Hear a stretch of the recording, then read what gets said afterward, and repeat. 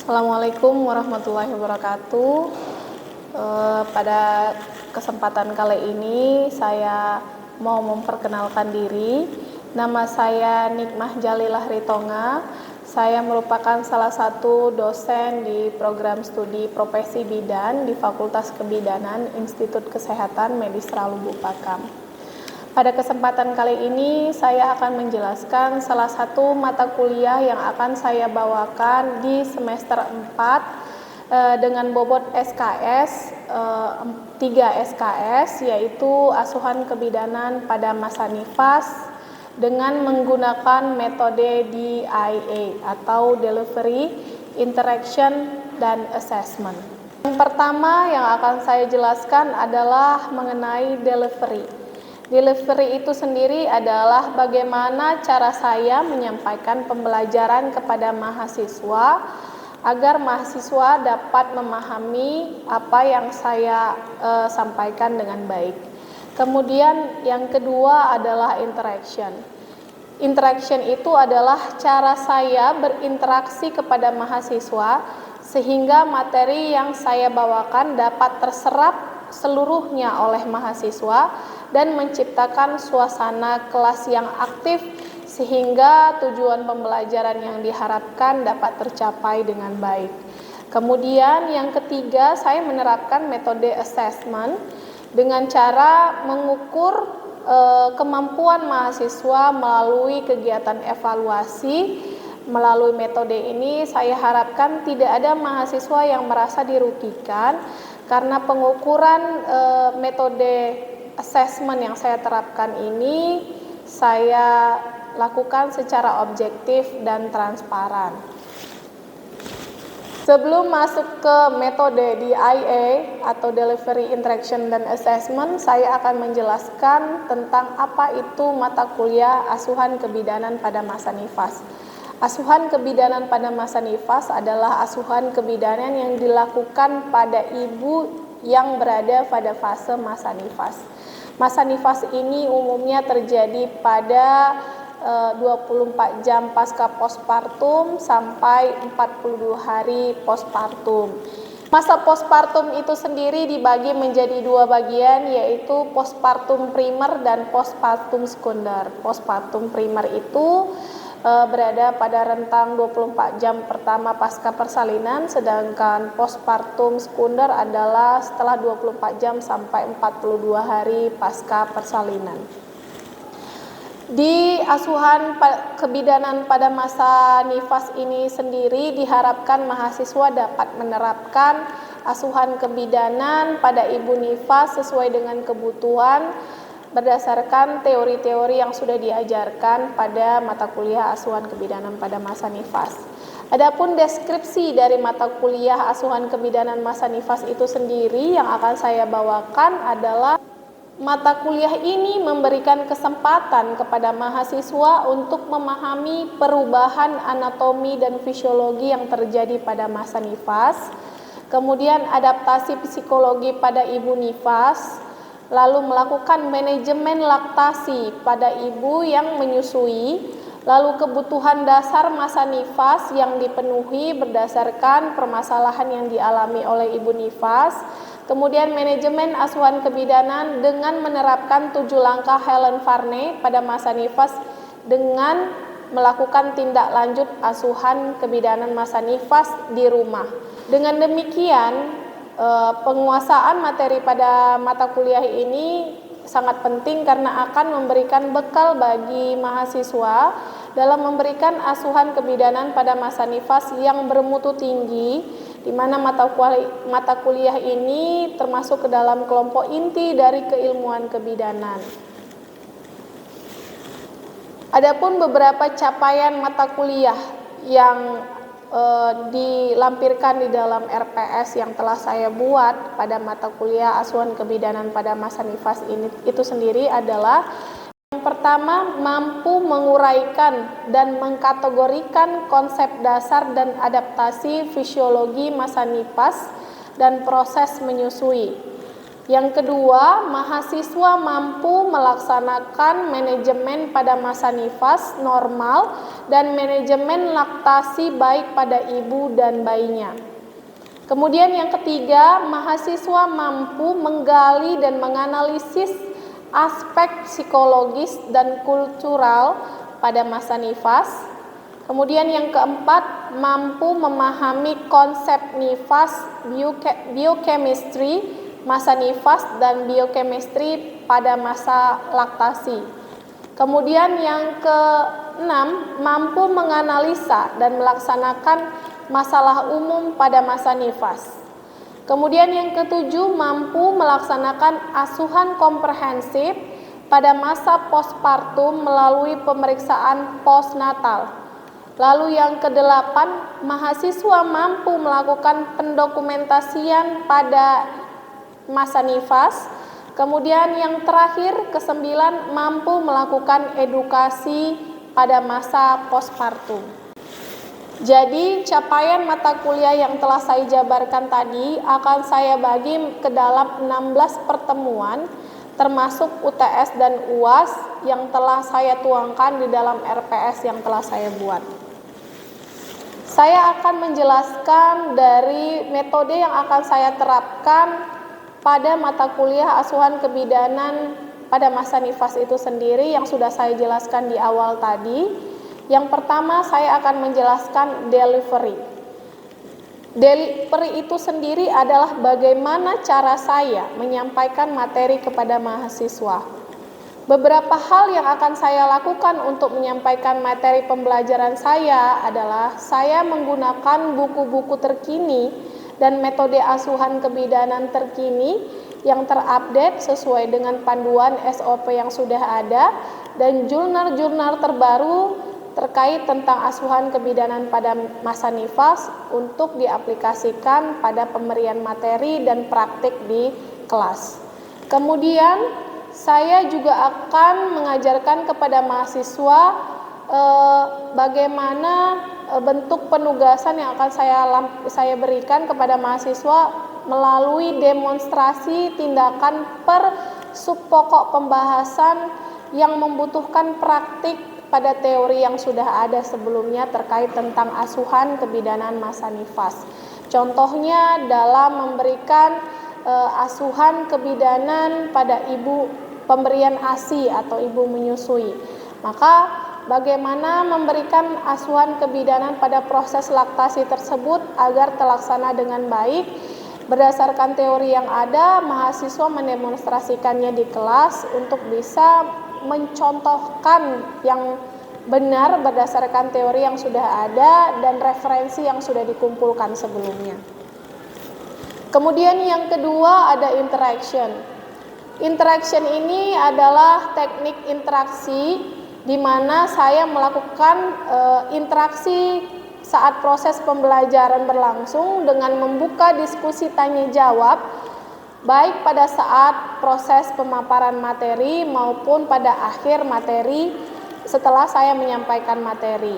Jadi saya melakukan metode open discuss kepada mahasiswa untuk bisa mengaktifkan mahasiswa bertanya jika ada hal-hal yang ingin ditanyakan atau kurang jelas terkait materi yang saya sampaikan.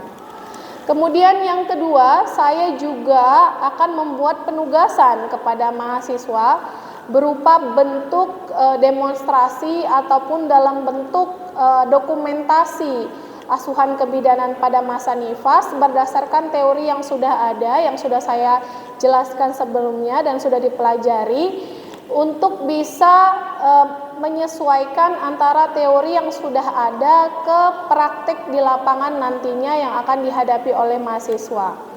Kemudian saya akan di akhir pengajaran juga saya akan bertanya secara acak kepada mahasiswa pada setiap pertemuan pengajaran. Umumnya saya akan bertanya kepada 2-3 mahasiswa terkait materi yang saya ajarkan untuk memastikan bahwa materi yang saya ajarkan dapat terserap dengan baik dan dapat dicapai dengan baik pada hari itu.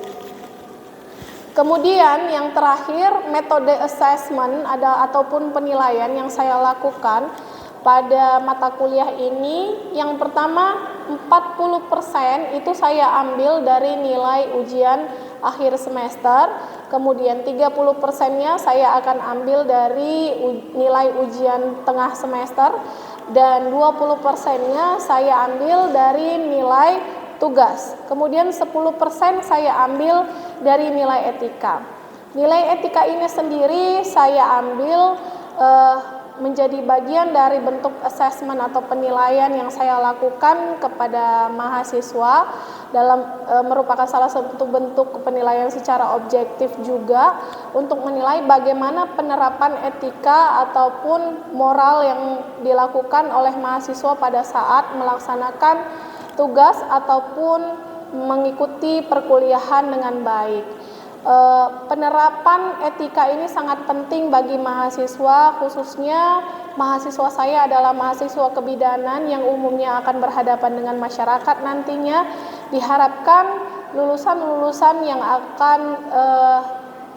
akan terjun ke lapangan nantinya yang telah mengikuti perkuliahan dapat menerapkan etika di samping dari kemampuan teoritis dan praktek yang ada di lapangan.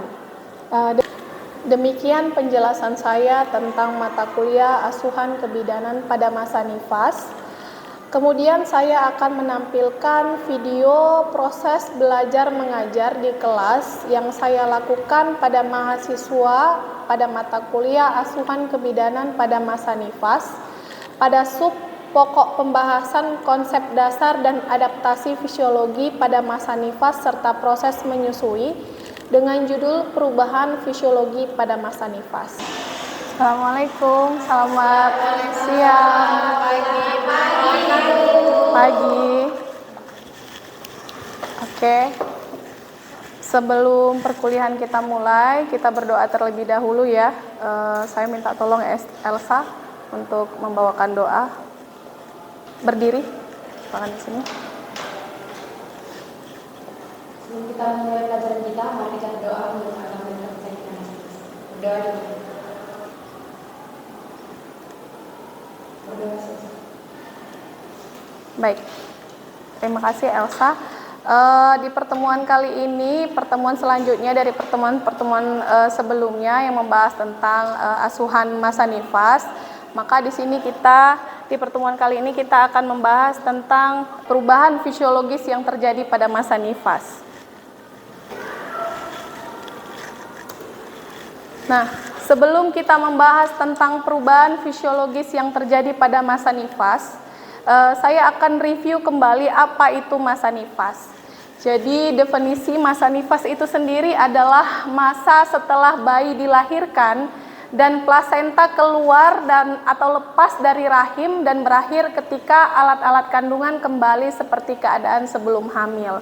Jadi hal yang perlu diingat tentang masa nifas ini adalah kapan terjadi masa nifas itu dimulai dari setelah bayi dilahirkan atau plasenta lepas dari tempat implantasinya sampai keluar ke rahim, sampai masa nifas itu umumnya terjadi sampai 42 minggu. Ya. Kemudian sesuai dengan judulnya kita akan membahas tentang perubahan-perubahan fisiologis yang terjadi pada masa nifas. Ada beberapa perubahan fisiologis yang terjadi pada masa nifas. Yang pertama involusio uteri, kemudian ada sistem pencernaan, lalu ada sistem perkemihan, sistem kardiovaskuler, sistem muskuloskeletal, dan tanda-tanda vital. Adik-adik sekalian mungkin sudah pernah mendengar tentang hal ini di mata kuliah patofisiologi kebidanan yang membahas tentang permasalahan-permasalahan yang terjadi berkaitan tentang patologi yang terjadi pada masa nifas. Nah, ini kita bahas tentang fisiologisnya dari masing-masing perubahan yang terjadi pada masa nifas. Nah, ini nanti akan dijelaskan masing-masing itemnya. Yang pertama tentang involusio uteri. Jadi definisi dari involusio uteri itu sendiri adalah suatu proses di mana uterus kembali ke keadaan sebelum hamil. Jadi kan sebelum hamil ukuran uterus itu lebih kecil ya dari pada saat setelah postpartum. Nah, nanti proses itu akan terjadi sama dengan lamanya masa nifas itu. Jadi maksimalnya 42 minggu uterus itu akan kembali seperti semula. Jadi di dalam proses involusio itu sendiri terjadi beberapa hal atau beberapa tahap, dimulai dari iskemia miometrium, atrofi jaringan, autolisis, dan efek oksitosin. Kalau iskemia miometrium itu sendiri adalah di mana suplai darah di dalam pembuluh darah itu berkurang. Karena nanti kan otot rahim itu akan merangsang rahim untuk kembali seperti semula, sehingga suplai darahnya akan berkurang. Kemudian atrofi jaringan. Kemudian kalau atrofi jaringan itu sendiri adalah pemecahan jaringan-jaringan yang ada di bagian rahim untuk bisa kembali seperti semula.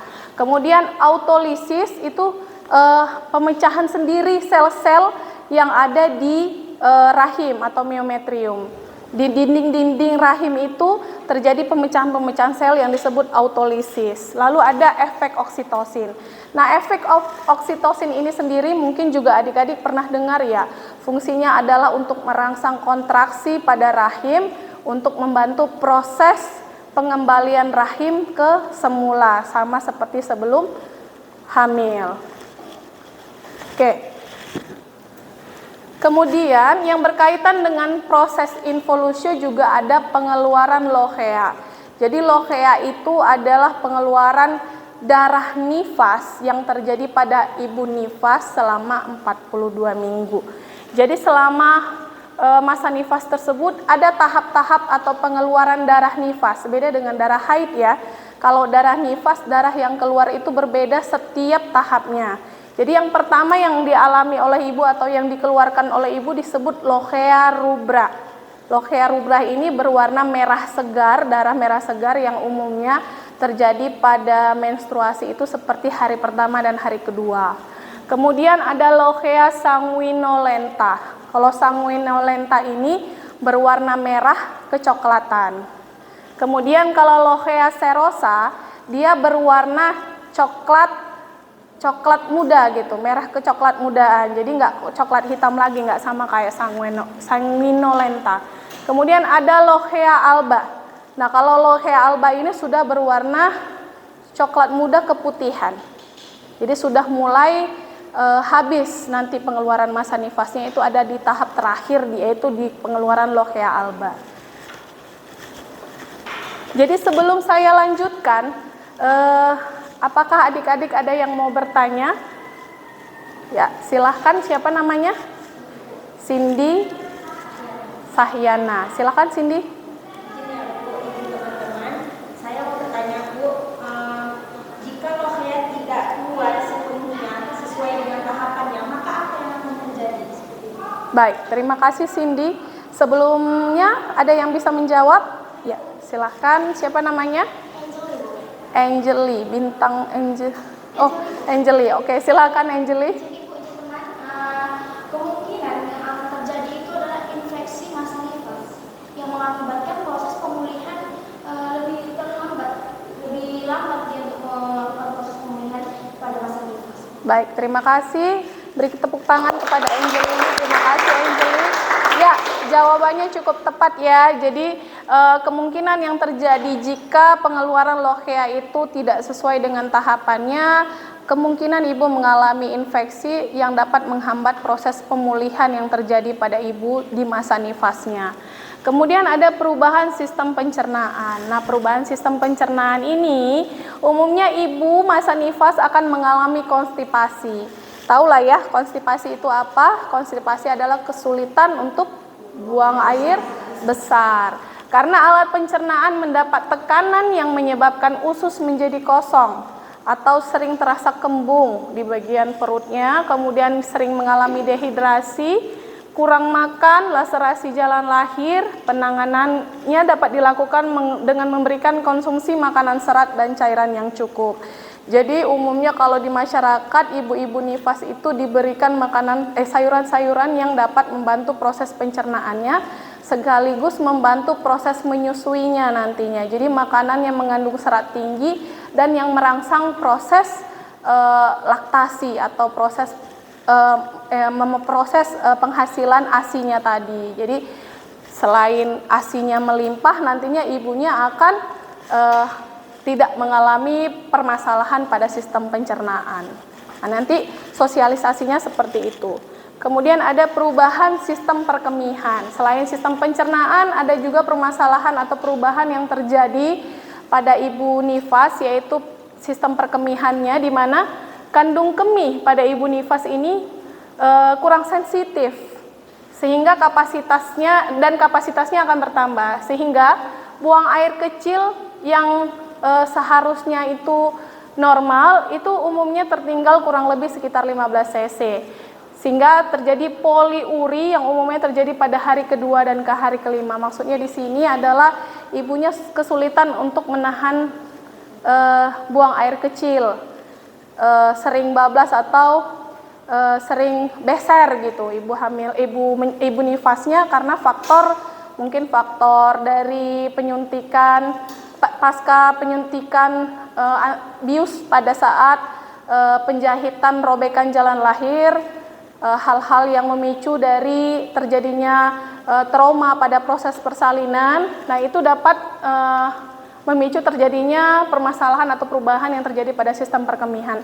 Tetapi kalau sudah hanya terjadi pada hari kedua sampai kelima, itu umumnya masih fisiologis ya, masih normal yang dialami ibu yang bermasalah tentang sistem perkemihannya. Jadi dilatasi ureter atau sistem perkemihan ini akan kembali normal setelah usia 2 minggu gitu.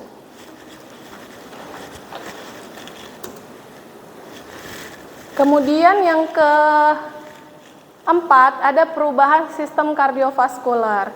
Jadi jumlah sel darah merah dan hemoglobin kembali normal pada hari kelima, di mana meskipun kadar estrogen mengalami penurunan yang sangat besar selama masa nifas, namun kadarnya masih tetap lebih tinggi dari nilai normal. Kalau poin pertama, sel darah merah dan hemoglobin, yang kita tahu ya, sistem kardiovaskular itu berhubungan dengan sistem peredaran darah dalam tubuh.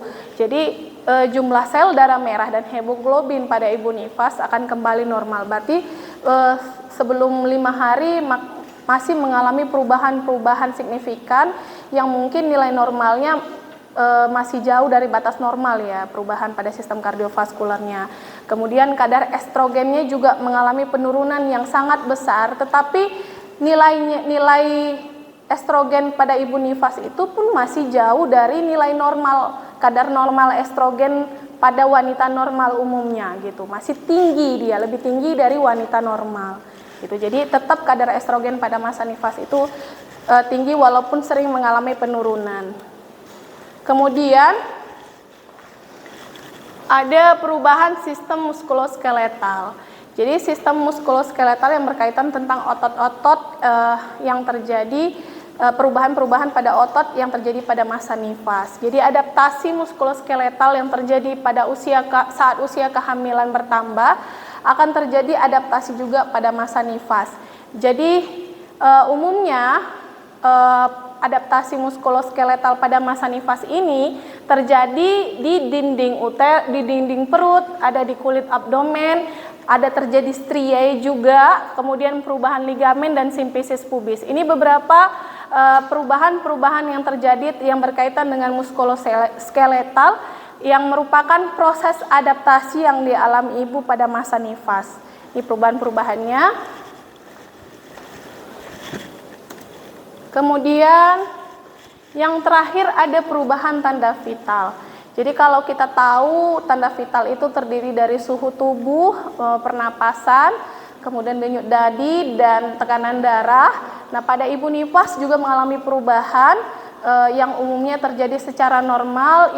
Itu ibu nifas umumnya mengalami peningkatan dalam 24 jam pertama pasca persalinan itu, dia akan mengalami peningkatan suhu tubuh yang biasanya 37 sampai 37,5 normalnya dia bisa mencapai 38 derajat Celcius.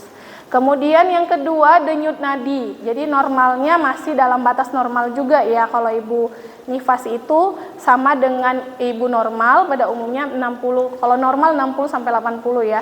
Nah, ini bisa mencapai 60 sampai 90 kali per menit. Kemudian tekanan darah. Nah, kalau tekanan darah ibu nifas umumnya tidak mengalami perubahan kecuali ibunya mengalami perdarahan atau mengalami permasalahan dengan tekanan darah pasca persalinan. Nah, itu berkaitan tentang komplikasi ya, komplikasi yang muncul pasca persalinan atau saat masa nifas atau 24 jam postpartum. Lalu yang terakhir, pernafasan selalu berhubungan dengan suhu tubuh dan denyut nadi. Maksudnya di sini, kalau denyut nadinya normal, suhu tubuhnya normal, umumnya pernapasannya juga akan normal. Namun kalau suhu tubuhnya meningkat, denyut nadi akan meningkat dan kemudian pernapasannya akan meningkat sesuai dengan urutannya. Jadi sampai di sini mungkin sebelumnya saya mau bertanya juga sama adik-adik. Pertanyaan pertama, coba sebutkan definisi masa nifas kepada Hana. Berdiri, silakan berdiri. Siapa namanya? Perkenalkan, Ibu, nama saya Hana Incoisa. Saya ingin menjawab pertanyaan Ibu, apa itu masa nifas? Masa nifas adalah masa setelah keluarnya bayi dan plasenta keluar atau terlepas dari implantasinya atau rahim dan berakhirnya ketika alat-alat kandungan kembali seperti keadaan semula sebelum hamil, Ibu. Baik, terima kasih Hana. Sangat baik jawabannya ya. Oke, pertanyaan yang kedua, coba sebutkan perubahan yang terjadi pada tanda vital pada ibu nifas. Silahkan kamu, Elsa. Izin Bu, izin teman, sini saya akan menjawab apa itu perubahan-perubahan apa saja yang terjadi pada masa nifas. Nah, yang pertama, biasanya kalau kita ataupun ibu tersebut sedang masa nifas, biasanya ibu tersebut mengalami yang namanya peningkatan suhu tubuh dalam 24 jam postpartum. Dan di mana suhu tubuhnya tersebut sekitar 37,5 sampai 38 derajat Celcius. Nah, biasanya kembali normal pada hari ketiga. Lalu berikutnya adalah denyut nadi normal. Nah, denyut nadi normal di sini sekitar 60 sampai 90 kali per menit. Lalu berikutnya adalah tekanan darah. Nah, biasanya tekanan darah pada masa nifas itu biasanya tidak terjadi perubahan, kecuali jika terjadi perdarahan ataupun hipertensi postpartum. Lalu berikutnya adalah pernapasan. Nah, biasanya pernapasan tersebut selalu berhubungan dengan suhu tubuh dan denyut nadi. Maksudnya di sini ialah ketika suhu tubuhnya normal ataupun denyut nadinya normal, maka pernapasan tersebut juga mengalami yang namanya normal. Ya. Baik, terima kasih Elsa. Sangat baik ya jawabannya. Kemudian coba sebutkan di bagian sini ya. Coba sebutkan apa-apa saja yang terjadi, perubahan apa saja yang terjadi pada proses involusio. Si Nurfaiz, silakan. Izin Bu, izin teman, nama saya Nurfaiz Fitri Sombing. Saya akan menjawab pertanyaan Ibu, apa saja yang terjadi di proses involusio. Yang pertama yaitu iskemia miometrium. Kemudian yang kedua yaitu jaringan atrofi, yang ketiga autolisis, dan yang keempat efek oksitosin. Baik, terima kasih. Baik, dengan baiknya jawaban dari adik-adik sekalian dari pertanyaan-pertanyaan yang saya ajukan secara random tadi, saya dapat menyimpulkan bahwa pembelajaran kita hari ini dengan topik perubahan fisiologi pada masa nifas cukup diterima dengan baik dan dapat dipahami dengan baik. Demikian perkuliahan kita pada hari ini. Sampai ketemu di pertemuan selanjutnya dengan materi acuan kebidanan yang menggunakan prinsip Women Center of Care. Oke, terima kasih atas kehadirannya. Mudah-mudahan bermanfaat. Wassalamualaikum warahmatullahi wabarakatuh. Selamat siang. Waalaikumsalam. Demikian video pembelajaran ini saya buat. Semoga dapat bermanfaat. Terima kasih. Wassalamualaikum warahmatullahi wabarakatuh.